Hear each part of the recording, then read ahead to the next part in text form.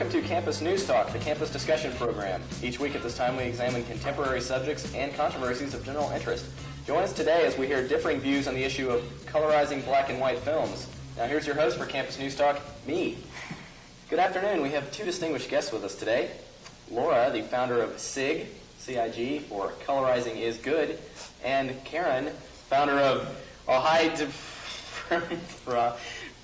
that's AWHYDTTMHYNRFA, which stands for Art! What have you done to this movie? Have you no respect for art? I welcome you. First of all, Laura, do you think that colorizing movies has made a difference in how we see the past? Well, certainly, Bill. Many people have the misconception that people before colorization actually lived their lives in black and white and that there was no color. Well, that's true.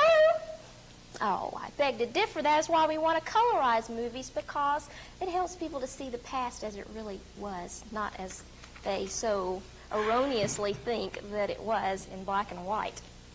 Could we compare colorization to adding subtitles to a foreign film? Well, it does help in the interpretation of the events of the film.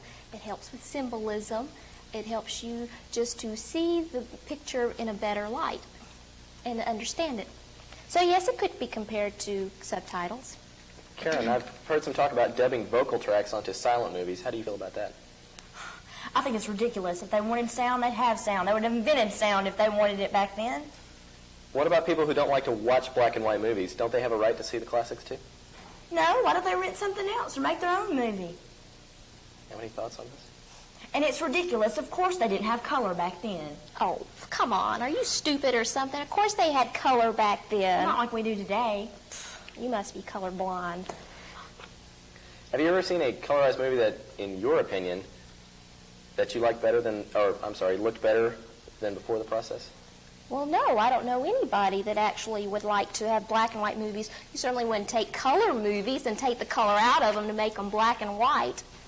And why not? Because they just look better with color. Anybody knows that.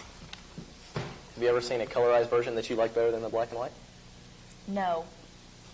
Like all my movies, black and white. You're lying. And I've got just one statement to make. Did they used to have red and yellow and green street lights back then?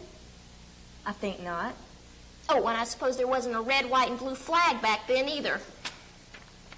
Obviously, you're a communist. Laura, do you think that we should colorize the very early cartoons that were done in black and white also? Of course, colorize everything. I think they should colorize the White Album if they could. Who wants to see Porky Pig in black and white? We want to see him in his healthy pink state. What about early TV shows would say, My Favorite Martian have looked better in color? Everything looks better in color, provided that the Martian wasn't green, that he looked just like us. But yes, it looks better. Bill Bixby looks better in color. You saw him on Spider-Man. Wasn't that what he was on? No, The Incredible Hulk. Didn't he look better in color? Yes. You can feel free to jump in anytime since you're I've sitting already here said simmering. It doesn't look better in color. Okay. Are there any movies that were originally filmed in color that you would like to see re-released in black and white? No, because if they were released in color, they were meant to be in color, and that's what they were meant to be. How would you feel about that? Oh, I'm not even going to respond to that. Oh, please. Everybody knows my opinion. Everything looks better in color. But not if it wasn't intended to be in color. If they had color, they certainly would have wanted it to be in color. Well, if they wanted color, they would have made color. They did make color. Well, now they've got it. Well, then let's make everything color. Now you can make your movies color, but I'm making mine black and white. Well, you just go right ahead. Let's see if anybody goes to see your movies. Here's a compromise of a movie. Should the first 13 and a half minutes and the last 8 minutes of The Wizard of Oz be colorized to match the rest of the scenes of the movie? Of course. No way, that's the beauty of the movie. That shows how they go into the different land and the colors of that different land. Oh, I'm sure you would like to have them take out the color of the colored parts in the first place. Who cares if she wore ruby slippers? I'd like to see what color their farmhouse is. What color was Brown. Annie Ann's hair? Can't you use what your color imagination? dress did she wear? Where is the imagination gone? Don't you think that it adds to the magical quality of Oz that it becomes colorized once she arrives there, and rather than being drab Kansas? I think that it takes away from the reality of real life. Oz is just a figment. But here, back at the farm, they don't give justice to Annie M. Poor Annie M. has to live her life in black and white. How exciting and colorful do you really think Annie M. was, though? I'm sure she was one hip girl.